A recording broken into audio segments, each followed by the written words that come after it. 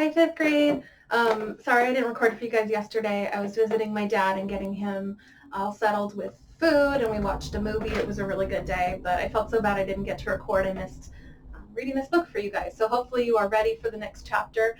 Mr. Daly is cracking me up because he has been really getting me all the tech. So he got me a light today. He got me a stand for my new camera. So I might be looking a little better today. I also wanted to show you, I did a little bit of art yesterday trying to do a self-portrait. So I haven't been working on portraits in a while, but this is what I made. Ta-da! And I also use, it's kind of a shimmery paint, so you can kind of see it a little bit in the hair, a little bit.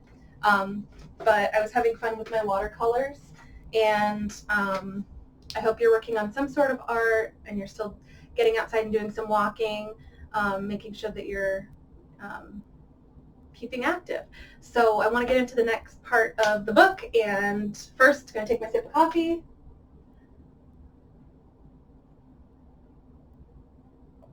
Ah, delicious. I got this mug at the California Academy of Sciences. They had a exhibition about how our human brain works, and so this is one of my favorite. It says there's no app for this, and I think it's true because we can have all these apps and everything, but our brain and our creativity is necessary. So cheers, let's get started. And today we are on to chapter 5. So when we left off last time, he was considering going to meet the redcoats coming into town. He was thinking that because of his father's position, it would be a good thing to be there to greet them with the flag of surrender. And he was considering it while Joseph was talking to his tutor, and we were going to see what he was going to do. All right, here we go. Chapter 5. Dear Father, I am to be among the men who surrender our town to the British. Are you disappointed in me? Know that I have not really given up. I have your pistol. A time may yet come for me to strike against them. So where did he hide the pistol? Yeah, in the keeping room underneath the wood pile. So he's kind of got his plan. Does anybody know about his plan besides him? Yeah, Cato. So an enslaved man who's been there since he was a baby, guiding him. He knows about it, and so that's there for you. The next morning, Isaac Kent is in charge of the group of men who meet to walk just outside of town, where they will wait for the coming army. Ewan and I approach the group before they're all gathered, and he tells the others that we wish to join them. Mr. Kent studies me. This is not the time for crying, he says, or for any other boyish nonsense. I nod my head. Young Joseph Kershaw is more than just a boy, says Ewan. You will be beside him? Asks the baker. Ewan promises to keep an eye on me, and they agree that we may join them. So what are they worried about him doing? What has maybe he done in the past that they're feeling like, maybe it's not a good idea to have him come greet the redcoats or the British as they surrender? So maybe think about that, jot it down in your journal. No one talks as we move down the street. Yesterday's sun has dried most of the mud to hard lumps of sand. Mostly I keep my eyes on the prints left by the shoes of the men who walk before me. Just a few feet past the last small dwelling, Isaac Kent raises his arm. Here, he calls, spread in a line across the road. Ewan and I end up in the middle of the line, with me beside Reverend Fielding, who holds the flag. We are quiet, and the sun shines warm upon my head and shoulders. Ewan has turned to look back at the little house. Hannah lives there, he whispers, with her mother and young brother. I too glance back. There's a fence at one of the windows. Then we catch the first strains of music. Just as I had imagined so many times, we hear them before they come into view. The pounding of their feet and the music of their drums and fifes grow louder and louder as they come.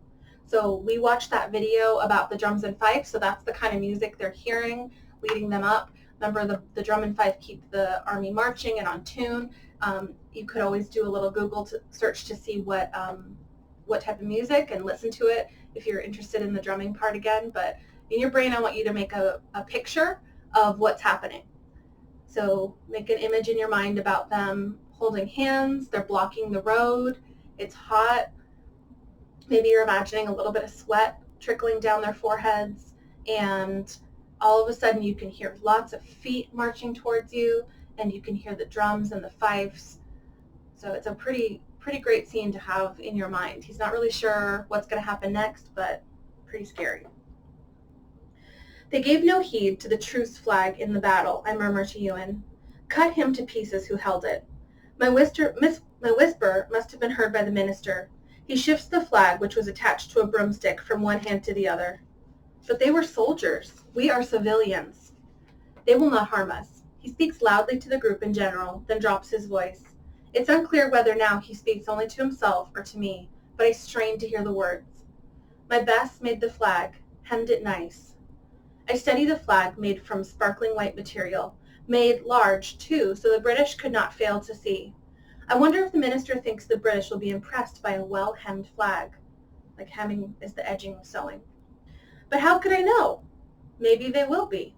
I say nothing, only try hard to smile at Reverend Fielding, who pats me on the shoulder. Just then they come into sight at the top of the hill. At first there's only a line, even with a row of small pine trees. The green, however, does not move, while the red comes on and on. Only the minister speaks. Dear God, he cries. I stare mesmerized by the scarlet procession that moves over the hill in the blazing sunlight. On and on they come. I feel certain they will march over our group of men, trampling the carefully made flag beneath their great boots. On they will go until the whole of Camden is covered by red. The drumbeat drills into my very bone. Reverend Fielding steps forward with the flag. The broom handle shakes in his hand, but I do not fault him for his fear. I think that, too, I am shaking, but I'm unsure of almost everything except the line of soldiers about to engulf us. As in a dream, nothing seems quite real. A soldier with much gold braid upon his uniform steps forward and takes the flag from Reverend Fielding, who bows slightly and moves quietly and quickly back to be among us. I'll accept you as a prisoner of war for His Majesty, King George. You will now answer to the direction of Lord Cornwallis. His words are almost sung, clear and loud enough to carry, I think, across our small town. For a second, I think the soldier is Cornwallis, but just as I realize Lord Cornwallis would not walk, a great white horse comes snorting to the front. The rider sits tall in the saddle. His wig is as white as the horse, and his red coat is more decorated than any of the soldiers. A bugle blasts, and another soldier steps forward. There's a sheet in his hand, and in the same sing-song voice as the former one, but not as loud, he begins to read. All cattle and other livestock are hereby to be rendered as property of His King's Majesty's army. All business will be run under military direction. The property of one Joseph Kershaw, traitor to the crown, is hereby seized. The voice goes on, but the words are lost to my ear. Property? They will take the mills, the flour mill, the sawmill, the store, and the house? Our house. Slowly, hoping not to be noticed, I inch back. When I'm behind the line of townsmen, I turn and run. It is possible, I know, that I'll be ordered to halt. But I do not even listen. Let them shoot me if they will, but I will run until a musket ball knocks me down. I must warn my mother. My mind moves as fast as my feet over the grass of the town, past the square where my father drilled his militiamen, away from the scattered homes and places of trade, across our green and up the little hall to home. In my mind's eye, I see the British. They shove my mother and treat her like a slave. So he's imagining bad things that are going to happen as he's running. And it's going to be part of war that if you go against your enemy, in this case, the British their perspective is that you have a king, you're supposed to follow the king, you're committing treason against His Majesty if you go against it. So for them, it's going to make sense to take control of the property of someone who went against them, a traitor. So unfortunately for Joseph, his family is a really important part of the community, so they're going to take the nicest house in town and all of the property. So there we go.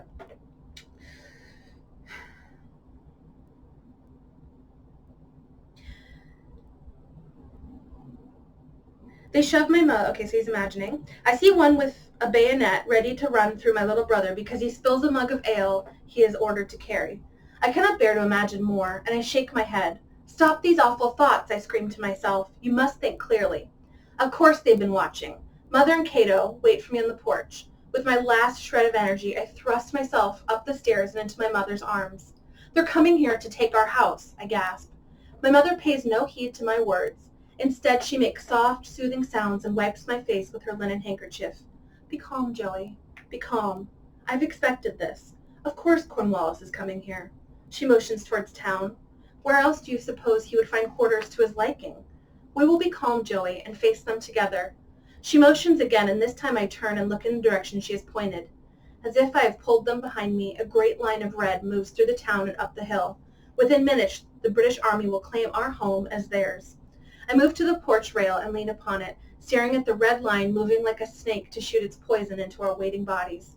Bringing the other houseworkers, my mother says in a steady voice to Cato, and the children. I want my children with me. The others must have been watching through the window in the entry hall, because Cato is back with them at once. Jessica carries baby Rebecca and leads Sarah by the hand. George holds on to Mary's skirt. Mother takes the baby in one arm and puts the other around Sarah's shoulder. George runs to me and wraps his arms around my waist. Mary steps determinedly to be next to Mother. There's fire in her eyes. My sister's bravery shames me, and I pull in a deep breath. Stand tall, I remember Father's words to me, and I make myself as tall as possible. The servants are gathered behind us. I hear Biddy and Tilda muttering prayers beneath their breaths. Will they eat us? Asks Sarah. Certainly not, says my mother. Human beings do not eat one another. I know, of course, that she does not speak the exact truth. I have heard of cannibals, and I have heard of British cruelty. Being eaten might not be the worst thing that befalls us. I bend and lift Sarah into my arms.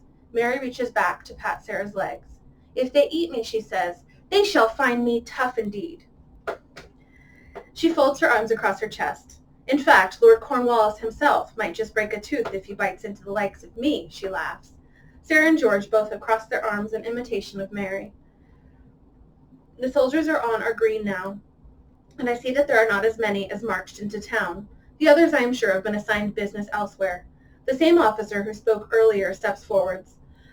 By the order of Lord Cornwallis, I claim this house as property of King George III and declare it to be used as headquarters to Lord Cornwallis and His Majesty's troops.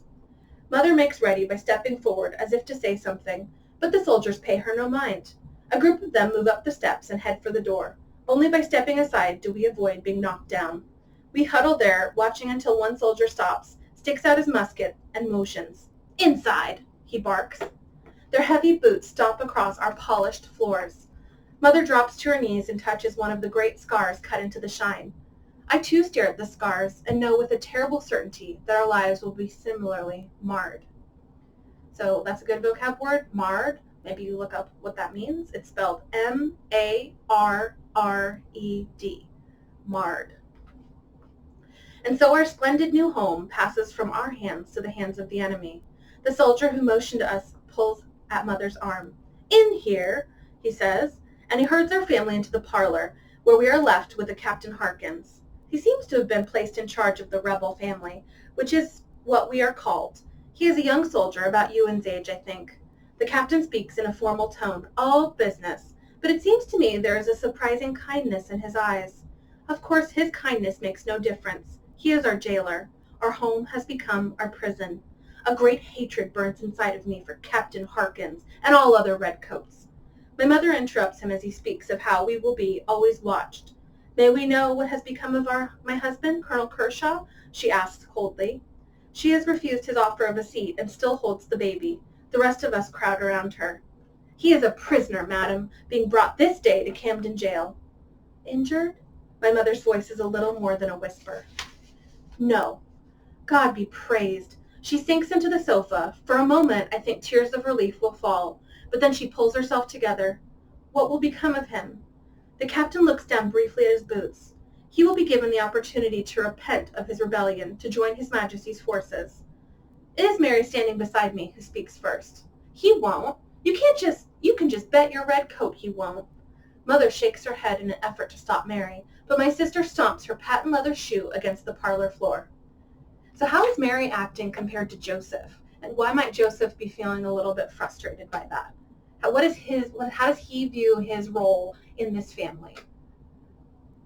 Yeah, so one of protection, one that he's supposed to be leading the charge as the son of his father, but it's Mary who's stepping forward a little bit more and giving us that talk back to the new people that took over, and she's the one who's showing a little bit more proud resistance against it. So Joseph might be having some feelings about that, given that he's supposed to be his father's son, leading all this. Captain Harkins stares at Mary, who boldly meets his gaze. A bit of a smile plays around the captain's lips. I think that he admires Mary's determination. He's about to speak when another soldier speaks up. "Well, then, little miss," says another officer who has just entered the room, "we shall have the pleasure of hanging your loving father." He pauses then and flashes a vile grin at my sister. "And you, my dear, shall have a special place of observation." "Let me deal with the family, please, Keegan," says Captain Harkins, and he frowns at the other soldier. "As you wish, as you wish." Keegan turns to walk away, but over his shoulder he adds, "Only why not let them see how it is from the start off?" I watch his red form move through the door, and I repeat his name to myself. I think we shall see Keegan again, and the meeting will not be pleasant. Sarah and George begin to whimper, and Mary leads them over to the pianoforte. She wipes their tears with her handkerchief and whispers to them in soothing tones. "May I see my husband?" my mother asks. "Not likely, madam." The captain looks down again at the floor. My mother's body stiffens, but she lets go of no cry. Instead, she stands. "Where are we to be quartered? I need a place to put this sleeping child." Baby Rebecca has indeed fallen asleep in my mother's arms. I'm glad that she at least is spared the anxiety of understanding our circumstance. Captain Harkin leads us upstairs to my room, which was selected because it contains 2 large beds. Mother and Mary are told to bring clothing and other needed personal items from the other rooms. Captain Harkin steps out of the doorway to let them pass. I guide Sarah and George to the window. "Watch the soldiers and tell me what they do," I say, hoping a job will keep them from crying. Across the room is a large chest made of shiny walnut. I go there thinking to remove things from some drawers so there will be room for what Mary and Mother bring. Instead, I find myself leaning against the chest, just as Captain Harkin leans against the door frame. He's looking at baby Rebecca, who sleeps on the bed. There's a soft, longing look on his face, and he moves a step towards her. For a minute, I think he might touch her. I'm ready to protest, but he only gazes down at her and smiles. "Boy or girl?" "Girl." I think he's about to say more, but he doesn't. I decide to ask some questions while Mother is not present. "Are we to be kept here then, always prisoners in this room?" "Oh, I think you might walk about a bit at times if you're careful to mind your mouth and stay out of the way. There are those among us who would not hesitate to run you through with a bayonet." He glances down for a moment, then goes on. "Your little sister seems a bit too bold for her own good." I feel ashamed that he does not caution me against being too bold. His seeming concern for our safety does not soften my feelings towards him, but it does encourage me to ask another question. "Will my father truly be hanged?" I ask, and my every muscle tightens as I wait for his answer. "You think he will not join us?" I issue a disgusted snort and shake my head with certainty. "It's not my place or Keegan's to say what punishment will befall him," he says. "Hanging is a large possibility." I glance quickly at Sarah and George, who are still at their posts. They do not seem to have listened to our conversation. "Joey," calls George, "come see what the redcoats are building." "What is it?" I move to the window, but I cannot answer my little brother's question.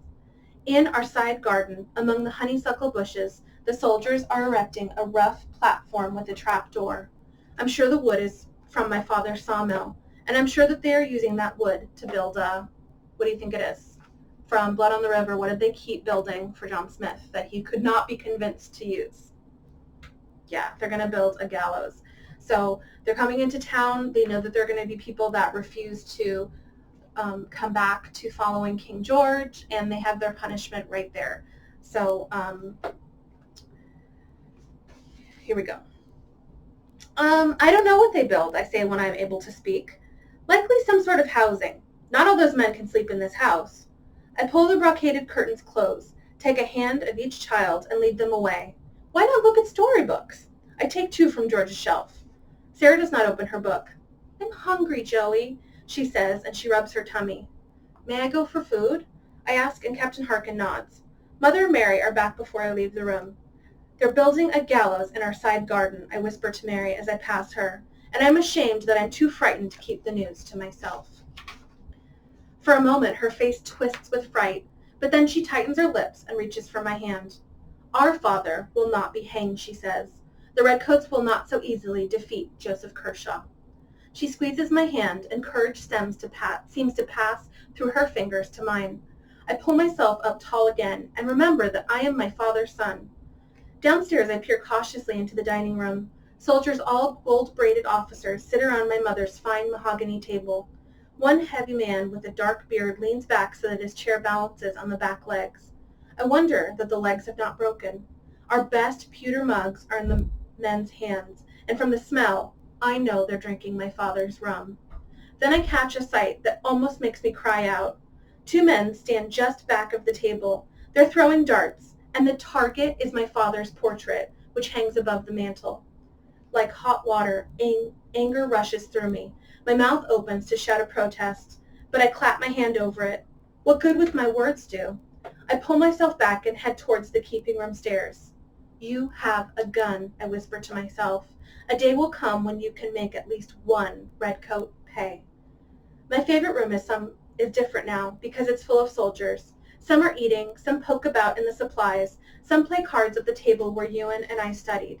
Even the smell I love has changed. Now the odor of boot leather and sweaty bodies overpowers the spices and tea. Only the wood box is unchanged. It sits, as always, beside the hearth. A pistol waits for me still beneath the firewood. I stand quietly staring at the box. The time will come, I tell myself, when I throw out the logs, seize the gun, and use it. The time will come when I strike against the evil British thieves who mock my father with their darts. Biddy is at her work table. Like the rest of us, she's frightened. She kneads the bread with nervous jerks, and her eyes dart about the room constantly. I wish to say something that will comfort her, but the best I can offer is a weak smile. Her fear has not made her forget us. On the table is a basket of cold meat and bread. There are also tin cups. Here, she whispers, and she lifts for a second the cloth that covers a crock. I done hid this away from the morning milking. Just now it brings it up from the cellar. She glances at the soldiers. They got no business guzzling it down. She sets the crock in another basket. You tell the missus not to worry about food. Biddy has ways. Thank you, I say, and take a basket in each hand. Don't you fret either, little master. Them redbirds might perch here a bit, but they is going to fly away. So what is she talking about, redbirds? Who are the redbirds? Yeah, the soldiers. And Biddy has that friendship with the mother, so she's still making sure the kids are fed. She's still looking out for them. She got them milk. She hid the milk, and she's making sure that they're going to be taken care of. So one of the dangers of having a whole bunch of people in your home is that there might not be enough food for the people that are being held prisoners. So pretty good to have her looking out for you. I will remember to tell George and Sarah to think of the soldiers as red birds. Staying close to the wall and keeping my head down, I move quickly back upstairs. Mother wakes little Rebecca, breaks the bread for her, and tears the meat into tiny pieces for the other children. Eat, children, she urges. We must keep our bodies strong. I remember the soldiers rummaging through our provisions and wonder how long there will be food to keep up our strength, even with Biddy's hiding. But I have other worries. Outside my window, the hammering continues. Who will be hanged in our side garden? The pounding, I realize, now seems to surround the house. I go to the window. Dozens of English soldiers labor on the grass below. They dig holes for huge poles that take 3 men to raise. Some men are busy nailing up support timbers. A great stockade-type fence is going up all around us. I hate the ugly wall that shuts us off from the rest of the world. We will tear it down, I say aloud. When they're gone, the fence will come down. In the back of my mind, I wonder how many Kershaws will be left alive when this war is over. I turn back to the room. My mother sits with the children on the bed. George's eyes are big with fear. Even little Sarah is absolutely still, except that she sucks at her thumb. A habit she gave up last year. Only the baby, who plays with the empty tin cups, is happy. It's soon evident why the British are building a stockade. Mary and I are at the front window when we see the first of them, coming across the green and up the hill towards our house. They are staggering, bleeding American prisoners. It seems they will surely fall, but somehow the unsteady line moves forward, prodded by muskets, bayonets, and curses from the mouths of the redcoats. Oh, Mary says. Oh, no. Mother, followed by George and Sarah, are beside us then. She presses her fist to her mouth, as if to hold back a scream. We watch silently. Each of us, I know, is thinking of Father. Our eyes strain for a good look at every soldier. They are all broken, even the ones without crude bandages on their heads or limbs. Their faces tell the story of a battle lost and watching friends die. They keep coming and coming. I feel as if all the men of fighting age in the Carolinas are being herded into a prison made from our yard. It is George who spots the figure first, and he points. The soldier is near the top of the hill. He is tall, like father. His hair is mostly gray. His movements, too, seem familiar. Only the stooped shoulders do not fit. But then, do they not all look beaten? Mary grips tightly to my arm. Mother's lips move, and I know that she is praying. I'm the first to realize, and I call out, "He is not father." "Oh," Mother whispers. "Oh, dear God, help us." I'm uncertain as to whether she is relieved or disappointed that the man walking towards us is not the master of this house.